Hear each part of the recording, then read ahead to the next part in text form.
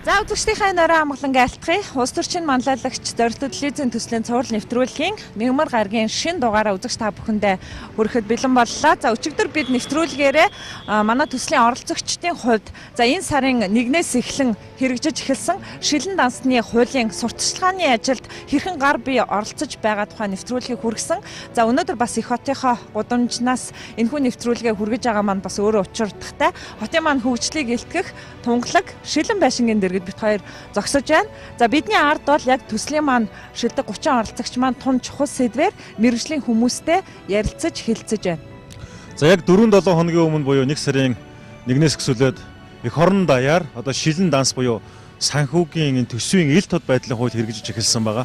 За манай улс төрд шинэ манлайлагч телевизийн оролцогчид маань ч гэсэн бас энэ дээр маш их анхаарч маш олон газартаа хамтран ажиллаж байгаа. Тэгээд сангийн яам, за авилгатай тэмцэх газар, нийслэлийн засаг даргын хамгийн газар, иргэдийн хурал, за улсын хурал гэдэг маш олон байгууллагууд гэсэн энэ одоо хуулийг хэрэгжүүлэх тал дээр мөн энэ хуулийг одоо сурчлах тал дээр манай төсөлтөд хамтран ажиллаж байгааг энийг илэрлэл нь бол яг одоо сайн бид нэр арталд энэ тунгалаг шилний цаана тунгалаг сэдвийн тухай одоо ярьж байгаа.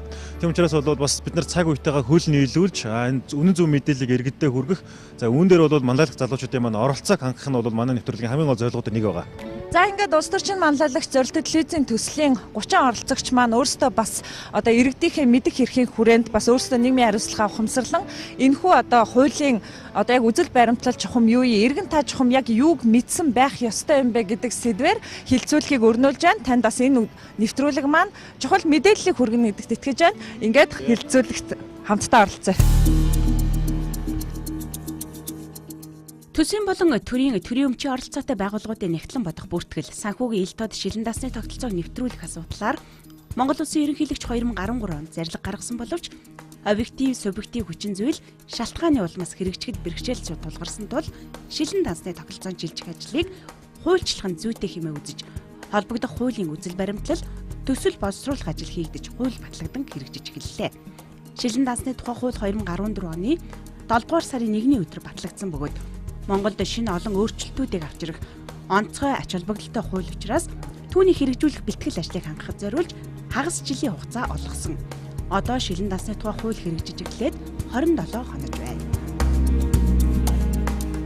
Иргэд маань төсвийн талаарх ялангуяа орон нутгийн иргэд ерөөсөө нэг ийм ойлголт байдаг. Их хурлын төвшөнд их хурлын гишүүд маань гүйцэд засаглалын үйл ажиллагаа тэр бүр хянаж чаддгүй. Яагаад тэгэхээр нөгөө төлөөллийн арчлаараа өөрсдөө нэгдүгээр сонгогдсон тий. Тэгээ илүү их улс орны бодлого чиглэлтэй үйл ажиллагаатай гаргаж байгаа шийдвэрүүдийг гаргадаг хууль тогтоох гэдэг ч юм уу. Гэтэл яг амьдрал хаана явдаг вэ гэхлээр яг нөгөө иргэдтэйгээр шууд харьцдаг тэр хороо хэсэг тий сум дүүрэг дээр иргэдтэй хамгийн их ойрхон тулж ажилладаг. Тэнд проблемууд хүмүүсийн амьдрал ямар байгаа, амьдарч байгаа орчин ямар байгаа. Ийм проблемд гарч. Тэгэхээр яг энэ төсөв боловсруулах энэ бүхэл бүтэн энэ үйл явцад иргэдийн оролцоо бол туйлын чухал байна. Тэгэхээр иргэд оролцохдоо мэдээж ил тод тэр үнэн зөв бодтой ойлгомжтой тэр мэдээллийг авсныхаа хүрээнд өөрсдөө санал бодлоо илэрхийлэх ийм боломж бол бүрдэж байгаа юм. Хууль бол 15 оны 1 сарын 1-ээс хэрэгжиж эхэлж байгаа. За хуулийн дээр бол яг энийг хариуцаж цаашид явах одоо хугацаа нь бол 16 оны 6 сарын 30 гэж би ойлгоод байгаа. Сангийн ямыг бүрэн. За энэ хугацаа яагаад ингэж тавигдсан юм болоо нэгдүгээр хуулийн дээр суусан хуулийн ажлын хэсэгт ажилласан хүний хувьд би хуулийн хариуцлагыг ерөнхийлээд за төр албаны тухай хууль, мэдээллийн ил тод байдлын тухай хууль гээд холбогд хуулийн заалтуудыг яг нарийн дурдахгүйгээр тийм хуулиудаа ингэж авч хэлцэж хариуцлага тооцноо гэдэг ерөнхийдөө орхичдаг. Өнөөдөр бол их хурл өөрөө нөгөө хуулио зөрчилсөн байна гэж үзэж байна л да миний хувьд. Өнөөдөр бүх төрийн байгууллагын хувьд 1 сарын энэ 1 сард бол ямар ч гүйлгээ хийгээгүй учраас 7 хоног бүр нөгөө мэдээлэлээ шилэн данс.go.cg-ийн сайтад оруулах үе өөрийнхөө нөгөө цахим хуудсанд оруулж ил тод мэдээлнэ гэсэн тэр мэдээлэл нь байхгүй. Тэн дээр мэдээлэл оруулах хүмүүс нөгөө тухайн төрийн албаны одоо эрх үүргээ байгууллагын одоо дарга нэгтлэн бодогч гарын үсгт зурсан одоо этгээд байж байгаа. Энэ хүмүүст хариуцлага тооцох гэхээр тэр хүмүүс нөгөө гүйлгээ хийгдэг учраас өнөөдөр улсын төсвийн одоо тодтгол хийгдэж байна энэ төргээд төрийн байгууллагын хувьд ямар ч гүйлгээ хийх учраас хуулиа баталждаг. Энэ хууль нь ингээ зөрчигдөд байдаг. Энэ дээр ямар хариуцлага хэн хүлээх вэ? За яагаад хуулийн хугацаа 2016 оны 6 сарын 30 гэж заасан юм бэ гэхээр шилэн дансны нэгдсэн захин хуудас гэдэг бол тухайн мэдээлэл тавих байгууллагуудын нэгдсэн мэдээллийн сан байх ёстой. Тийм учраас өнөөдөр бол энэ нэгдсэн мэдээллийн захин хуудсыг ажилуулахын тулд техник технологийн хувьд ч гэсэн одоо юу гэдэг юм төсвийн байгууллага гэхэд 5-аас 6 мянган төсвийн байгууллага байна. За төрийн өмчт үйлдвэрийн газар, төрийн өмчт компани гэдэг ингээд 160 байгууллага. За мөн үүнээс гадна эн чинь ганц төсвийн байгууллагын мэдээлэл тавих асуудал биш. Мөн төрийн болон орон нутгийн өмчөөр бараа ажил үйлчлэгээ худалдан авч байгаа бол тухайн аж ахуйн нэгж бас мэдээлэл тавих үүрэг хүлээж байгаа. Тийм болохоор эдгээр байгууллагуудын бүх мэдээлэл тавих эрх бүхий албан тушаалтангуудын мэдээллийн нэгдсэн вебсайтыг бол 2016 оны 6 сарын 30-нд болол ажилуулахаар бол ингэж хуулийн зааж өгсөн. Түүнээс шилэн дансны цахим хуудасны асуудал энд бол яригдаагүй. Хуулиар бол юу вэ гэхээр төсвийн байгууллага болгон хууль хэрэгжиж эхлэх хугацаа буюу 15 оны 1 сарын 1-ээс бол төсвийн байгууллага өөрийнхөө захим хуудсандаа байршуулах ёстой. Захим хуудасгүй байгууллага бол мэдээллийн самбартаа мэдээлэл байршуулна. Тэгэхээр мэдээлэл бол тавигдчихж байгаа. За яагаад 1 сарын 1-ээс хууль хэрэгжчихэд байхад мэдээлэл тавигдахгүй байгаа юм бэ гэдээ асууж байна. За хуулийн дээр мөн мэдээлэл тавих хугацааг чинь тодорхой заагаад өгсөн. Хууль хэрэгжиж байгаа нь 1 сарын 1. Нийтдээ 37 төрлийн мэдээлэл байгаа. 37 төрлийн мэдээлэл тавигдах хугацаа бол хуулинд тодорхой заагаад өгсөн. 1 сарын 10-ны дотор бол бүх төсвийн байгууллага өөрийнхөө батлагдсан төсвийг тавих ёстой. За гүйлгээ гарсан тухай бүр 7 хоногийн дотор мэдээлэл тавина. Тэгэхээр төсвийн байгууллагууд өнөөдөр өөрийнх нь дансанд гүйлгээ хийгдэггүй л байгаа бол гүйлгээ гарсныхаа дараа л 7 хоногийн дотор мэдээлэл тавих хуулийн хугацаатай. Тийм учраас сая нэгд өдрөөс эхлээд бид нар бол бүтцийн өөрчлөлтөнд ороогүй. За тодтголд хилцэгдээгүй байгаа улсын төсвийн байгууллагуудынхаа бүх санхүүжилтийг олгоод эхэлсэн байгаа цалингуудыг. Тэгэхээр эдгээр байгууллагууд бол одоо өнөөдрөөс эхлээд ч юм уу өчигдрөөс эхлээд цалингийн гүйлгээгээ гаргасан бол одоо мэдээлэл нь тавигдаад явж эхэлж байна гэсэн үг. Тэгэхээр бас 1 сарын 1-нд л бүх мэдээлэл бүгднийг тавьчихна гэж ойлгох ёсгүй. Та бүгд 37 мэдээллийн яг тэр хугацаанд байгууллага хамгийн гол нь тэр хугацаанд багтааж мэдээлэл тавьж явах хэрэгтэй гэдгийг л ойлгох хэрэгтэй. За хуулийн төслийн хувьд бол анхны хувилбараар нэлээд хариуцлагыг бол чангатгаж өгсөн байсан. Жишээлбэл тэр мэдээллийг байршуулаагүй тухайн төсвийн байгууллага эсвэл хуулийн этгээдийн удирдлага ийм зөрчил гаргацсан тохиолдолд 7 хоногийн 2 хоногийн дотор мэдээлэл тавиагүй тохиолдолд одоо ямар санкц хариуцлага хүлээх вэ? За хоёрдугаарт нь 7 хоногийн дотор гэх мэтлээ ингээд бүр ингээд нэлээд дэлгэрэнгүй байдлаар хариуцлагын чангатгсан. Энэ ер нь бусад улс оронд бол энэ төсөв санхүүгийн эрх зүйн зохицуулалттай холбоотой санкц буюу энэ хариуцлагын асуудал бол нэлээд тодорхой заасан байгаа. Төсвийн доктортой байдлын тухай хуулийг та бүхэн мэдж байгаа. Тэгээ сая бол өрийн тааз гэдээ яриадсэн, өрийн хязгаарын асуудал яриадсэн. Зүгээр яг бусад улс оронд энэ төсвийн доктортой байдал гэхээсээ илүү бас энэ төсвийн өмнө хүлээх улсын хурл засгийн газар сангийн хаамны хариуцлагын тухай хууль гэж байдаг. Бусад орнд. Одоо жишээлбэл манайх төсвийн тухай хуулийг 11-р сарын 15-ны дотор батлах ёстой гэдэг төсвийн тухай хуулийн заагаад өгсөн байдаг. Хэрвээ энэ хугацаанд батлаагүй бол их хурл ямар хариуцлага хүлээх юм? Өөрөө бүрэн тарах юм уу? Автоматар шууд тарах юм уу? Яах юм? Өшөө нэмэлт зохицуулт байгаа мó гэсэн тийм залтууд нь юусаа байхгүй.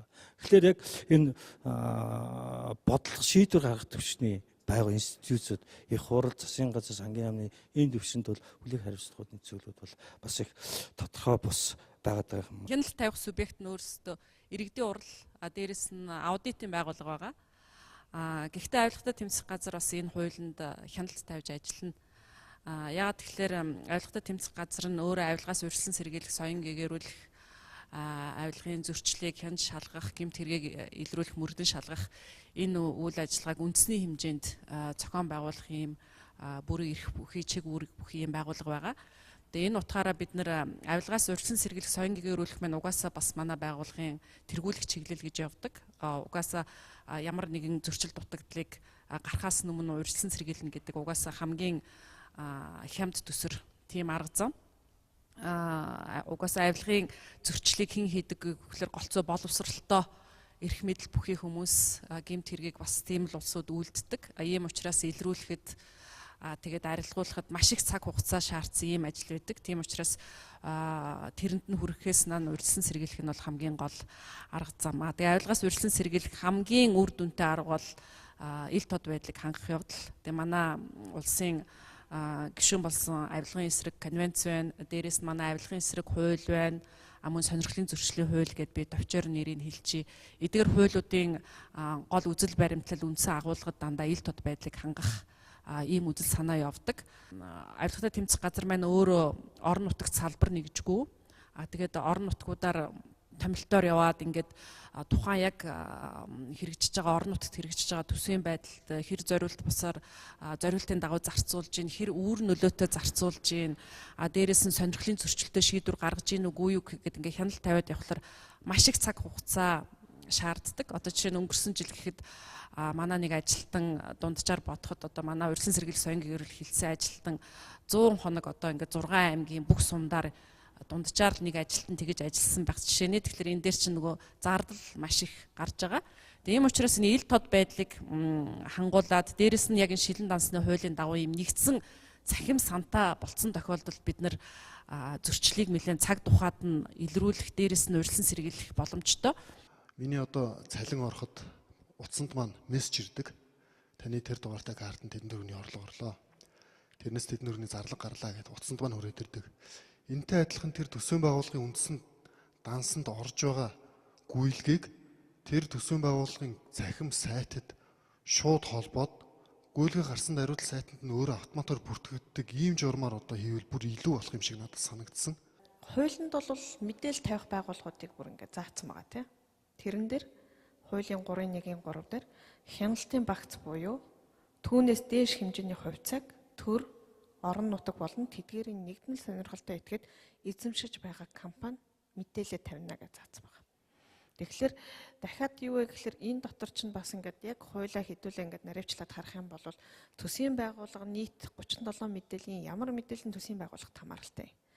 Ямар нь төрийн өмчийн үйлдвэрийн газарт хамааралтай, ямар нь төрийн өмчийн компанид хамааралтай вэ, ямар нь нөгөө аж ахуй нэгжид хамааралтай мэдээлвэ гэд ялгаад харах юм бол төрийн өмчийн компанид бол үндсэн 3 төрлийн мэдээлэл байна. Нэг нь бол та худалдаа авах ажиллагааныхаа төлөвлөгөө тэрний дагуу гаргаж байгаа бүх гүйцэтгэлийг нийтэд мэдээлэх хэрэгтэй. Хоёрдугаарт нь нөгөө олныг нөгөө хардлага дөртүүлээд байдаг нөгөө тендерийн үйл ажиллагаа тийм худалдаа авах ажиллагаатай холбоотой тэр тендерт шалгарсан ямар ажил худалдаж авсан, хэн шалгарсан, яг хуулийнхаа ямар сангast энэ нийцээд энэ компани авсан, бусд нь яагаад аваагүй, яагаад шалгараагүй бэ гэдэг мэдээлэл тавих хэрэгтэй.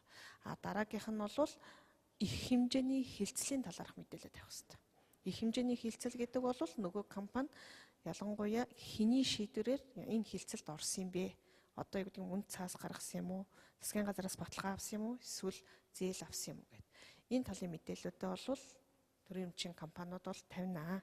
Тэгэхээр хяналтын багц хэрвээ төр эзэмшиж байгаа бол тэр хяналтын багцыг эзэмшиж байгаа төрийн компаниуд бол мэдээлэл нийт тавина гэсэн үг. 2015 онд Монголын төр засаг татвар төлөгч нийт иргэдийнхээ өмнө төсөв, санхүү, данс тогтолцоо ил тод нээлттэй болгож иргэдийнхээ шууд хараа хяналтанд ор хөрөнгө мөнгөө захиран зарцуулах болж байгаагаар онцлогтой жилийн эхтэл болж байна. Төр засгийн төсвийн бүх байгууллага, төрийн өмчийн оролцоотой аж ахуйн нэгж, төсвөөс тендер авсан хувийн компани, байгууллага бүгд 5 сая төгрөгөөс дээш гүйлгээ бас ирээдүйд өрийн дарамт үүсгэж болзошгүй зээл санхүүгийн баталгаатай холбоотой шийдвэрээ олон нийтэд заавал мэдээлдэг бас бүртгүүлжүүлж байж хүчин төгөлдөр болдог болно. Тэгэхээр одоо ингээд төсөв шилэн дансаар ингээд өчнөө мэдээллүүд ил тод тавигдаад эхлэхлээр нөгөө татвар төлөгчид нөгөө төсвийг бүрдүүлж байгаа орлогууд нөгөө гадаадын зээл тусламжууд бид нар бас нэлээд анхаарал хандуулах шаардлагатай болдог. Яг чухам юунд зарцуулагдаад байна гэдэг дээр иргэд өөрсдөө хяналт тавих боломжтой. Тэгэхээр иргэд ядчил ийм цахим хуудас байгаа шүү гэдгийг бид нар наазах нь бүх орон нутагта бүх иргэдтэй мэдээлэх шаардлагатай. магадгүй төрийн байгууллагууд одоо эхний ээлжинд мэдчихэж болно. Гэтэл яг хяналт тавих үүрэгтэй иргэд маань яг энэ цахим хуудсыг мэдж байгаа мó үгүй мó тэд нар яаж орж үзэх юм гэсэн ийм асуудлуудыг бид нэр хамгийн түрүүнд анхаарал хандуулах шаардлагатай. Иргэдийн хувьд нөгөө нэг байнгын мэдээлэл авах ёстой учраас нөгөө одоо ухаалаг утасны аппликейшн тэ байвал яг энэ талаар одоо яг ямар төлөвлөгөөтэй байгаа вэ? За нөгөө талаар болохоор яг энэ тамийн газар төсвийн байгууллагад ажиллаж байгаа одоо иргэдийн хувьд яг нөгөө мэдээлэл тавих тэ эрх бүхий итгээд за нэгтлэн бодогч гэдгийгсэн. Гэтэл тэр нэгтлэн бодогчуд ч юм уу одоо юу гэдэг ажлын ачаалал дээрээс нь яг IT-ийн чиглэлээр бас тэр олгон мэдээлэл айгу хомсод учраас яг энэ чиглэлээр нөгөө эсвэл сургалт уулзалтуудыг бас мэрэгшүүлж дараа нь яг энэ чиглэлээр явах уу? Аппликейшны талаар бол бодоогүй бодож байгаа юм бол байгаа. Эхлээд өдөр 16 оны 6 сарын 30-наас өмнө ямар ч байсан тэрэнд нь тулахгүйгээр л нөгөө нэгдсэн вебсайтаа бүрэн хэмжээнд ажилуулад бэлэн болгоод ажилуулах бодол өдөрт байгаа. Тэр нь болох тэр заавал тэр хугацааг хүлээхгүйгээр аль болохоор л өмнө хийх бодолтой ажлын хэсэг бол ажиллаж байгаа. Энэнийхээ дараагаар бид нар болох тэр ухаалаг төхөөрөмжүүдэд хэрэгтэй тэр аппликейшнуудын талаар бас ажил бас яригдаад явж байгаа. Тэр нэгтлэнгуудын ажлын ачааллын талаар түрүүн би бас хэлсэн тэр энэ чинь зөвхөн манай төрийн сангийн гүйлгээний хэсэгтэй холбогдож байгаа ч биш. Төсөв, төрийн сан, одоо зээл тусламж, өөр худалдаа авах ажиллагааны гэдэг ийм олон системүүдээс бүгдээрэнгээс мэдээлэл авч иж энэ шилэн дансны тэр 37 мэдээлэл маань бүрдэх юм л да. Энэ мэдээллүүдтэй бид нар холбоод тэгээд тухайн нэгтлэн тэрүүгээ чеклж шалгаад энэ манай мэдээлэл үнэн зөв байна, мөн байна, биш байна гэдгийг яг шалгасныхаа дараагаар тэрүүгээ зөвхөр баталгаажуулдгаар хийснээр тэр нэгтлэнгийн ажил нэлээд хөнгөх баг. Энэ системийг бид нар мэдээж сургалж явна. Хариуцлагын дагуу авсан арга хэмжээг бол мөн нийтэд мэдээлнэ. Хуулинд өөрөө энийг тодорхой заасан ба.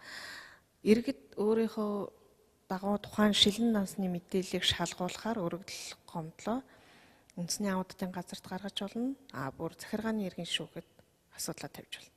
Тэгэхээр энэ шилэн дансны талаарх мэдээллийг эргээд нөгөө холбогдох хяналтын байгууллагууд маань шалгаад ямар хариуцлага тооцсон бэ гэдгийг мөн буцаагаад нөгөө шилэн дансныхаа мэдээлэлээр нийтэд мэдээлж байна. Тэгэхээр энэ өөрөө хуулийн дээр тодорхой заасан. Би та бүгдэд нэг хэлэхэд бол юу вэ гэхээр хуулийг бол хүн болгон унших хэрэгтэй. Иргэн болгон унших хэрэгтэй. Хууль бол зөвхөн энэ хууль төсвийн байгууллага зориулагдсан хууль. Энэ бол тэр худалдаа авах гэж байгаа аж ахуй нэгжил унших хэрэгтэй гэсэн заалт хаанч байхгүй. Иргэд бас өөрөө төсвийн боловсрол бас нэлээд сайн эзэмших хэрэгтэй байна. Бүх мэдээлэл тавих ёстой гэл энэ төсвийн хөрөнгөөр авсан юм чинь энэ аж ахуй нэгж өөрийнхөө гүйлгээг тавьсангүй гэд бас зарг үсгэж магадгүй. Гэтэл тэр аж ахуй нэгж бол зөвхөн төсөвтэй хамаарагдаж хийгдсэн ажлынхаа талаарх мэдээллийг л тавих үүрэгтэй. Түүнээс ш тэр аж ахуй нэгжийн орлого зарлага одоо тэр бизнесийн нууцын талаарх мэдээлэл бол нийт тавигдахгүй шүү дээ. Дахиад энэ дээр бол төрийн одоо нууцад хамаарах үндэсний аюулгүй байдалд хамаарч байгаа гүйцэтгэх ажиллагаатай холбоотой мэдээлэл бол өөрөө хориглогдож байгаа. Дахиад цалингийн гүйлгээ бол хориглогдож байгаа. Ягаад гэвэл цалин гэдэг нь өөрөө хувь хүний нууцын тухай хуулиар бол хувь хүний өөрийнх нь орлого учраас энэ маань бас цалингийн гүйлгээ бол гарахгүй. Энээс бусад бүх мэдээлэл бол нээлттэй байна. Гол нь бол шилэн насны нэг хуулийн дээр давуу тал нь бол юу вэ гэхээр бид нар зүгээр нэг гүйлгээний жагсаалт тавиад байж болно. Гүйцэтгэлийг одоо төлөлгөө гүйцэтгэлийн зөрүүг тавиад байж болно. Энэ дээр хуулиар нэг тавьж өгсөн том асуудал бол заавал шийдвэрийнхаа хамттай баяжчих хэвээр. Та энэ гүйлгээ ямар шийдвэрийг үндэслээд хиний тушаалаар энэ гүйлгээ гарсан бэ гэдэг нь өөрөө шийдвэрийнхаа хамт гарч байгаа учраас мэдээлэл өөрөө иж бүрэн цогц харагдана гэж үзэж байгаа. Залуусын оролцоог дэмжигч Unitel Group. Ерөнхий ивент тэтгэгч яг одоо яг эндээс Pepsi брэнд. Ерөнхий ивент тэтгэгч хөгжилд хүргэх Монголын жигүүр Хүннү Air. Ивент тэтгэгч цэвэр агаарт эрүүл амьдарцгаая шин налайх хороолол. Ивент тэтгэгч дэлхийд танигдсан Монгол брэнд Говь. Хотод ч сар шин өргөн дэлгэр болд юм байна. Ах нь ингээ хөдлөе дөө. За. Үгүй яха, сууж гараа. Хүй, агуудаа ирж байгаа мянгат малчаахта ямар бэлэг өгөх юм бэ хоёлаа. Харин Баргийн тоохгүй дээ. Минийхөө бэлгэндээ явлаа. Иглээ. Хундан цагаана бэлгэлвэл ямар уу? Нэрээ тгий. Алийг хааш. Хурвыны дадлаг болсон хундан цагаан карта дэлгье. Шинэхэн гарсан Unitel-ийн картаар шинийн 8-ны дотор амжид цэнэглвэс. Дахин арвжих давхар бэлэгтэй дандаа үржих ариун бэлэгшээлтэй юм аа. Ахмаа. Гэлала. Тал дүүрэн бэлчих хундан цагаан сүргээс таалан бэлэгшээж хургтай хонь нэгийг зүсэлье ахын. Сар шинийн бэлгийн карт худалдаанд гарлаа. Хундан цагаан бэлгийн картаар чиний нэгнээс 8-ны хооронд дансаа цэнэглээд цэнэглэсэн картын нэгжээ 2 дахин арвижуулан аваарай. 10 шилдэг бэлгийн карт бүрт нэгийг бэлгэнд. Сар шиндээ сайхан шинлээрэ. Unitel Group.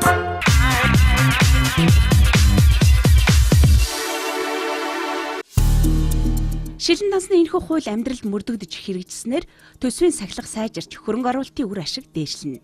Татвар төлөгчдийн мөнгө зээл тусламж юунд зарцуулагдаж байгаа нь олон түмний өдөр тутмын хараа хяналтанд орно. Ингэснээр зарим эрх мэдэлтэн албан тушаалтан буруу замаар будаа тавих боломжич эрс хумигдана. Энэ хэрээр эдийн засаг хөрөнгө санхүү авилгатай холбоотой гэмт хэрэг зөрчилж эрс буурна гэж үзэж байгаа юм. Энэ утгаараа шилэн дансны тухай хууль бол хувь хүн албан тушаалтан улс орны нийтлэг эрх ашигт нийцсэн амин чухал хууль юм. Шилэн дансны тухай хууль чанд мөрдөгдснөөр шийдвэр гаргагчид хариуцлагажиж, ёстой л долоо хэмжиж нэг огтлдог болсноор төрд итгэх түмэн олонний итгэл сэргэнэ. Хөрөнгө оруулалтын орчин сайжирч гадаад дотоодын бизнес эрхлэгчдийн итгэлийг олгодож тустай болно гэдгийг хууль санаачлагчд болгоод боловсруулагчид дүгнэж байгаа. Одоо шилэн данс гэдэг мөнгөн өрөнгө төрийн санхүү төсөв санхүүгийн ил тод байдлын талаар яриад байна. Одоо үйл ажиллагааны ил тод байдал, үйл ажиллагаа шилэн данс болох. Үнэхээр иргэдийн хүссэн хүлээж байгаа тэр үйл ажиллагааг төрийн үйлчлэгийг иргэдэд энэ олонх болсон яасан улс төрийн хүчнүүд нь байлгах чадж байгаа юм уу? Яг энэ шилэн байшин дотор шиг бүх юм ил тод үйл ажиллагаанууд нь харагдж байгаа юм уу? Одоо иргэдийн оролцоо маш чухал байгаа. Тэгэхээр иргэдийн оролцоог хангахын тулд иргэд өөрөө мэдээлэлтэй байх хэрэгтэй гэж хэлсэн тийм ээ. Тэгэхээр програм хангамжууд энэ вебсайтыг хийх явцад өөрөө бичиг баримтуудаа бүрдүүлж явж байхдаа программистд зориулсан. За тэгээд мэрэгжлийн яг энэ оруулах хүмүүс за энгийн иргэдэд зориулсан гэсэн гарын авалгууд энэ материалуудыг маш сайн бэлдэж өгөөд маш ойлгомжтойгоор сайн хийж өгөх юм бол илүү идэвхтэй байгаад энгийн хүн хэрхэн яаж хяналтанд орох ёстой гэдгийг тэр материалаараа дамжуулан онлайн болон офлайн хэлбэрээр үнэхээр гаргаж ирэх юм бол энэ хуулийн бас илүү идэвхтэй бас илүү үр дүнтэй байх болов гэсэн тэгээд бодол төрснөө хүрэх гэсэн юм аа. Яагаад заавал одоо шилэн дансны хууль өмнө нь яагаад ингэж гаргаж байгаагүй юм бэ гэдэг энэ чинь угаасаа шатараатай арга хэмжээ байсан гэж хэлж болохоор яагаад тэгэхээр энэ огт байгаагүй шинэ зүйл гарч ирээгүй мэдээллийн ил тод байдал мэдээлэл авах эрхийн тухай хууль маань 2011 оноос хойш хэрэгжиж эхэлсэн гэж байгаа.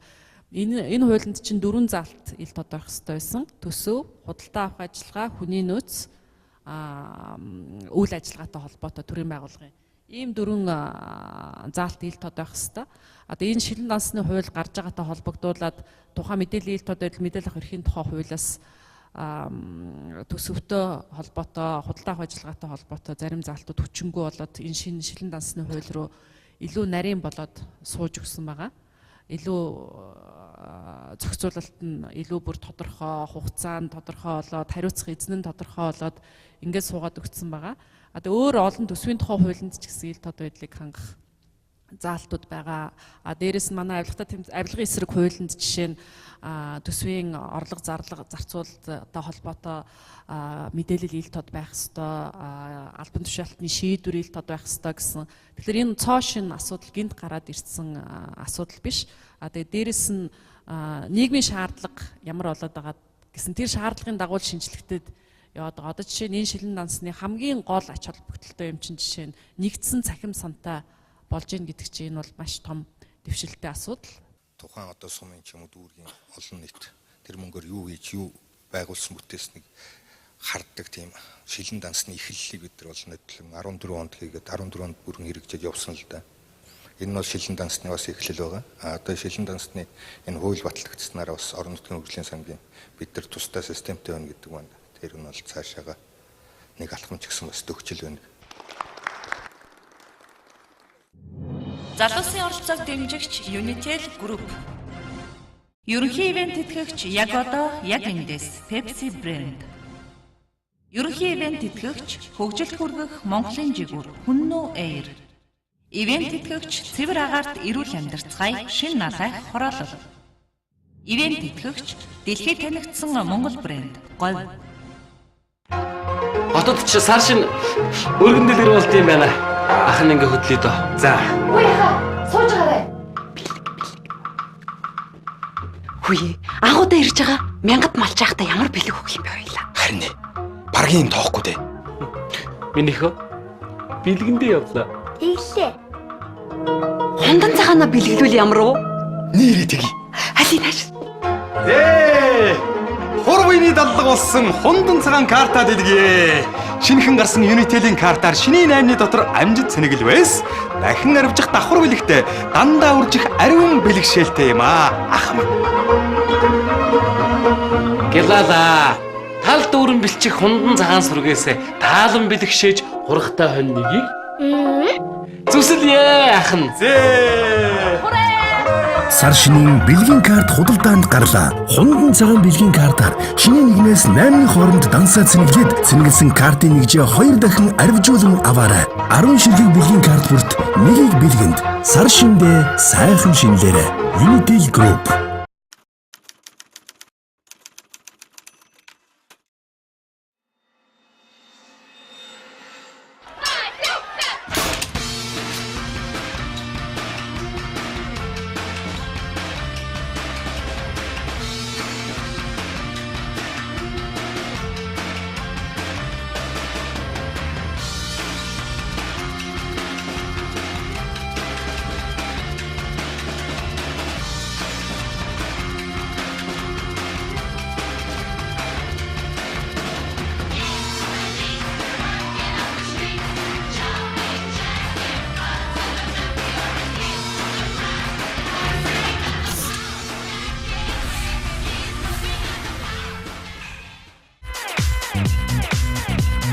Монгол өшөх байгалийн мөнгө. Намруулын шин загварууд худалдаанд гарлаа.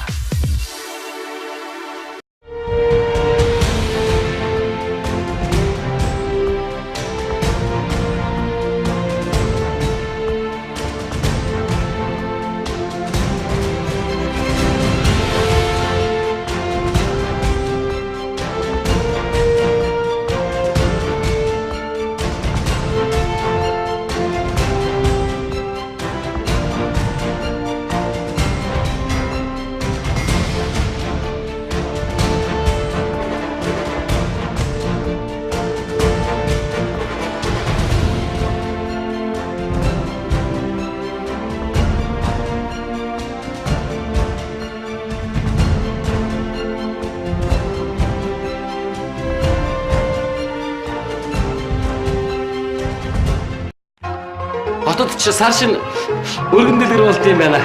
Ах нь ингээ хөдлөе дөө. За. Үгүй яха. Сууж гараа. Хүй, агуудаа ирж байгаа. Мянгат малч байхдаа ямар бэлэг өгөх юм бэ хоёлаа. Харин ээ. Баргийн юм тоохгүй дээ. Минийхөө бэлгэндээ явлаа. Ийлээ. Хундан цагаана бэлгэлүүл ямар уу? Нэрээ тгий. Алин хааш. Хурвыны даллага болсон хундан цагаан карта дэлгэе. Шинэхэн гарсан Unitel-ийн картаар шинийн 8-ны дотор амжид цэнэглэвээс дахин арвжих давхар бэлэгтэй дандаа үржих ариун бэлэгшээлтэй юм аа. Ах минь. Гэлала. Тал дүүрэн бэлчих хундан цагаан сүргээс таалан бэлэгшээж хургахтай хонь нэгийг зүсэлье ах нь. Сар шинийн бэлгийн карт худалдаанд гарлаа. Хундан цагаан бэлгийн картаар шинийн 1-ээс 8-ны хооронд дансаа цэнэглээд цэнэглэсэн картын нэгжээ 2 дахин арвижуулан аваарай. 10 ширхэг бэлгийн карт бүрт нэгийг бэлгэнд сар шиндээ сайхан шинлээрэ. Unitel Group. Мэдээллийн хамтран ажиллагч өглөөний сонин үндснийхэр хашхыг хамгаална. Мэдээллийн хамтран ажиллагч өдрийн сонин өглөө бүхэн тантай хам. Хамтран ажиллагч мэдээллийг сурвалж News цэгэмэн. Хамтран ажиллагч мэдээ цэгэмэн үннийг мэдээлнэ.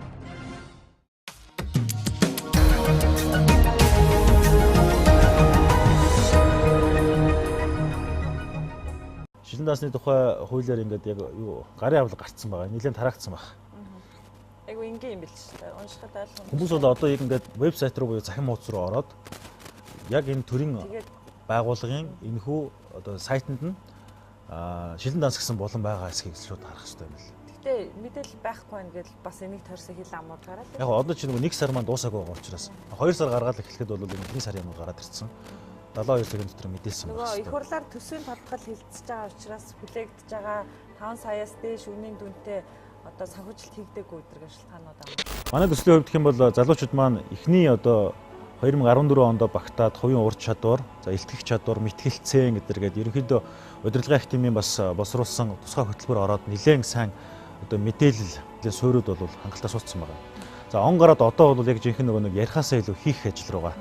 Тэгээд энэ тэндээ нэг нэгээр яг нь ур чадвар үзүүлэхээс гадна бас нийтлэгээр ямар зүйлийг амжилттай хийж чадах уу гэдэг дээр хүчээс орж байгаа. Тэгээ яг харахгүй шилэн даасны хуулийг Монголд л анх удаа ер нь бол ихэнх улсад ч гэсэн бас анх удаа л явж байгаа шүү дээ, тийм ээ.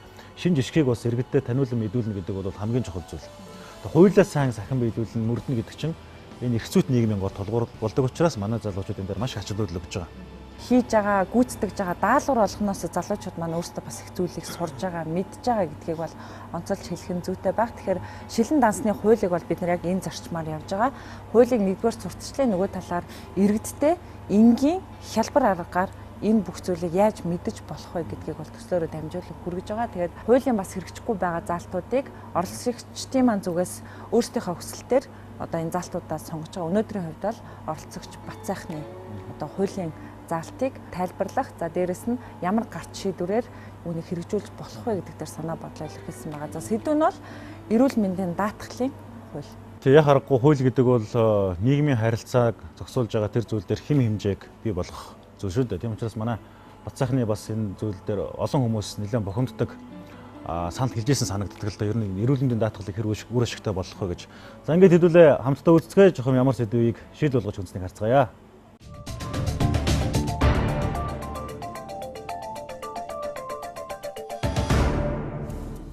Монгол улсын иргэн бид эрүүл мэндийн үйлчилгээг төрөөс хүртэх ёстой.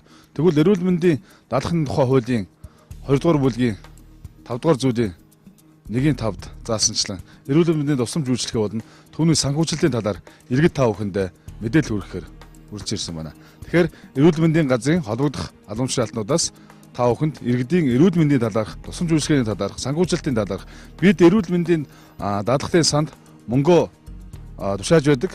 Тэр мөнгө маань хэрхэн зарцуулагдж байгаа талаарх мэдээллийг хүргье. Тэгэхээр эрүүл мэндийн үйлчилгээг та эмнэлгээс хүртээд басрамжийн газраас энэ хүртээд нөхөн болгоороо буцааж авч байсан уу? Би бол өндөр насны тэтгэвртэй хүн шүү дээ. Цэргийн тэтгэврт гарсан. Тэгэхээр одоо өндөр насны настай хүмүүс хүүхдийн ч одоо төрөөс эрүүл мэндийн даатгалыг даадаг шүү дээ. Тэгэхээр би бол одоо төрийнхаа эрүүл мэндийн даатгалд хамрагдаг хүн. Би бол одоо тэрүүгээрээ төрийнхаа хайр буян гişгийг хүртэж байгаа гэж бодож байгаа. Тухайлах юм бол одоо би чинь хөнгөлтэй үнээр одоо эм авч байна. Мөн одоо эрүүл мэндийн талаар бас дүүрэг хороондоо ирсэн эрүүл мэндийн яам дүүргийн эрүүл мэндийн байгууллагаас ирсэн энэ эмнэлгийн одоо үзлэг шинжилгээнд хамрагч байна. Хорооныхаа одоо эмнэлэгт би чинь нэг 7 хоног 14 хоног болоод очиж үзүүлээд нэг эм бичүүлж авдаг. Даралт марл багасгах энэ хөлдийн өвж хөл муута би. Хөлний одоо энэ одоо тэрний юу байдгийг мэл эмнүүд тэднийг авдаг.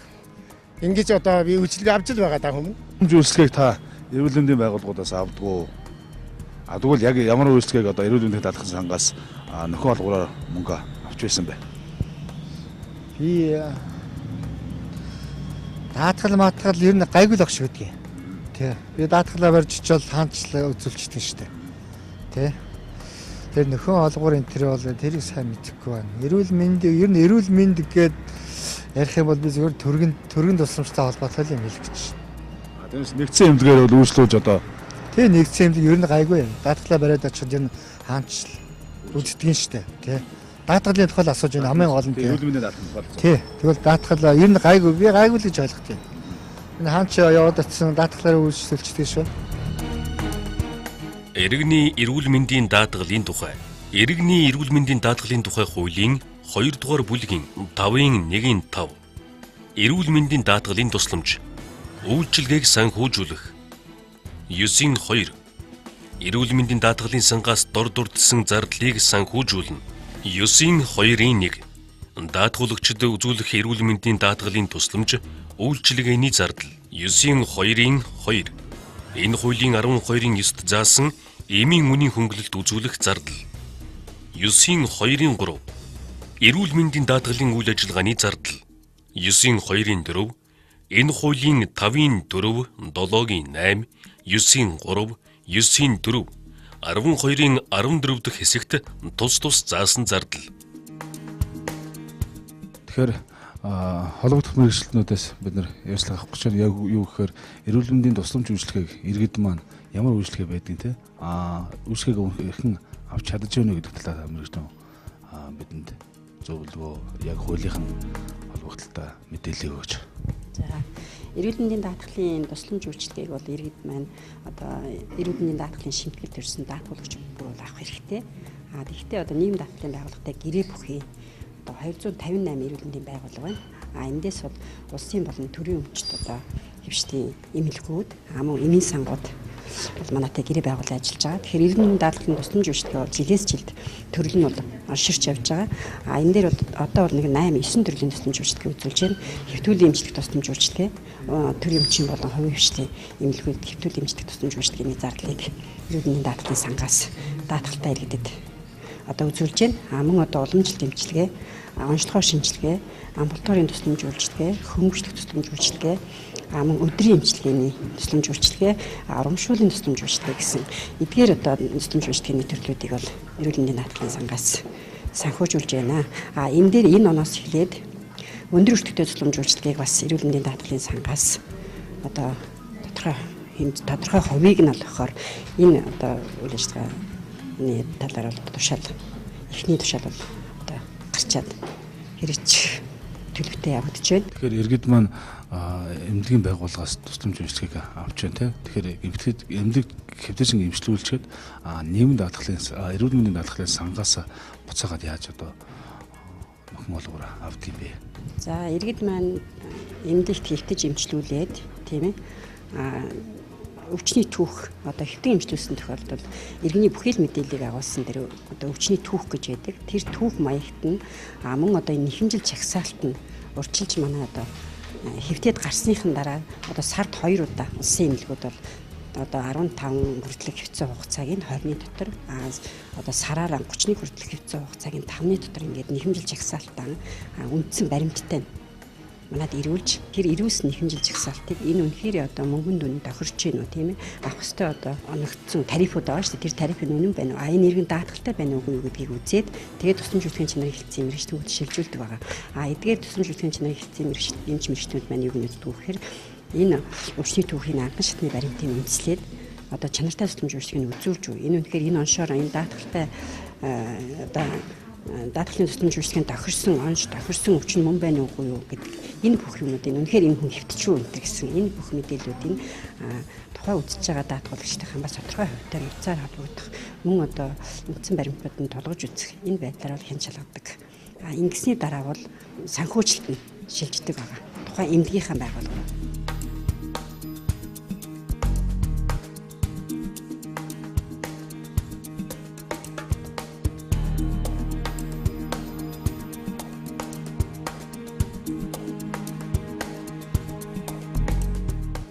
Тэгэхээр иргэд маань эрүүл мэндийн тусламж үйлчилгээг авах талаас ойлголтууд байна. Гэхдээ яг эрүүл мэндийн даатгалын сангаас эрүүл мэндийн үйлчилгээ авсныхаа төлөө нөхөн олгороо авч чадж байна уу? Яг хуулийн заасны дагуу жишээлбэл одоо мессежлбар хийлгэсний хэдэн хувийг авах хэрэгтэй юм бэ гэсэн нарийн зүйлүүдийг бол сайн ойлголт муутай ах шиг байна. Зөвхөн ерөнхий үслэг эмчилгээний тусламж үйлчилгээ чиглэлээсээ бол үйлчилгээг авч байгаа мэдж байгаа. Тэгэхээр мэргэжлийн улсуудаас бид хамгийн гол нь мэдээлэл өргөдөг нь мэргэжлийн улсуудаас яг тэр одоо эрүүл мэндийн сангийн мөнгийг одоо даатгалын сандаа байна уу?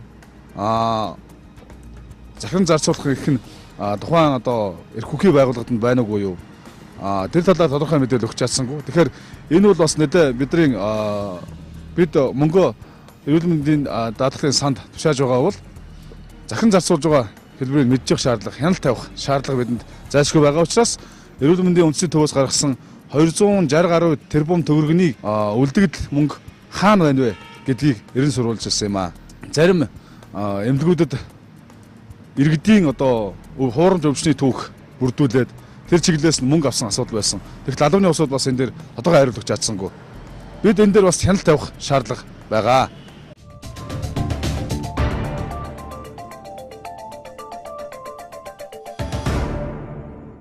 За нэвтрүүлгээ сонгон үзэж байгаа үзэгчдэд баярлалаа. Мэдээ сахив булангаа үзэгч та бүхэндээ хүргэлээ. За өнөөдрийн оролцогч маань Бацаахан. За Бацаахны хувьд бол бас иргэдийн нөгөө хардах эрх. Тэгэл одоо яг бидний хөндөд байгаа энэ шилэн данс гэдэг хуулиар бас тодорхой хэмжээнд зохицуулагдах ийм сэдвийг хөндлөө. Тэгээ бас тодорхой шийдлийг гаргаж чадлаа гэж миний хувьд бол үзэж. Тэгэхээр яг харахгүй хүмүүс ингээд шилэн дас гэж яриалахаар ингээд чихний хажуугаар зарим нь өнгөрөөл байгаа. Зарим нь бол ингээд ажиглал, зарим нь бол нэлээд гярхаа ингээд бүр ингээд юу гэдгийг маш наривчилж харж байгаа хэл та. Тэгээ иргэдийн маань бас янз бүрийн эрх зүйн мэдлэг, дээрэс нь амьдрал тулгамдсан асуудал нь янз бүрээс шалтгаалаад энэ бол янз бүр. Өөрөөр хэлбэл дэлхийн дахны улс болгонд л энэ эрүүл мэндийн даатгалын асуудлыг яаж үр ашигтайгаар шийдэх вэ гэдэг нь бол том асуултын тэмдэг, анхаарлын тэмдэг татдаг дандаа. Монгол улсын хувьд ч гэсэн бас л их чухал байна. Яг тэгэхээр энэ шилэн дасны хууль хэрэгжихээр энэ санхүү мөнгөтэй холбоотой бүх зүйлүүд л транспарент буюу ил тод байх ёстой гэдэг зарчмыг тавиад байна. Тэгээд энэ зарчим чинь ерөөсөө мөнгө татвар төлөгчдийн мөнгө хаана байрш хаашаа орж яаж зарцуулагдаж байна. Тэр бүх яг нөө зүйл дээр байна. Ингээд энэ шилэн дасны дагуу энэ зарцуулалт маань ил тод болоод ирэхийн хэрээр үр ашигтай байдал нь улам бүр нэмэгдээд ирэх юм аа. Магадгүй зарим телевиз үзэж байгаа хүмүүс нь л ямар их шилэн данс гэж ярьдаг юм бэ? Ямар их мөнгө төгрөг гэж ярьдаг юм бэ гэдэг нь хамгийн гол нь арчил гэдэг зүйлийн хүчтэй амьд байх энэ их сурвалжны өөрөө ил тод байдал. Тэр хуулийг хэрэгжүүлэх хамгийн гол үндэс нь энэ санхүүгийн ил тод байдал хамгийн чухал юм аа. Тэгэд ийм ч учраас бас манай улс төрчин манлайлагч телевизийн маань нэвтрүүлэгч гэсэн маш олон дугаараа чухал дугааруудаа энэ төсвийн ил тод байдал зориулж байгаа юм шүү гэдгийг бас та бүхэнд хэлэх гэсэн. За тэгээ өнөөдрийн нэвтрүүлгийн маань сонгон үзэгч та бүхэндээ баярлалаа. Маргааш төслийнхаа шинэ дугаараар иргэд уулзъя. Үзэгч та бүхэн сайхан амраарай. Баяртай үзэгч. Баяртай.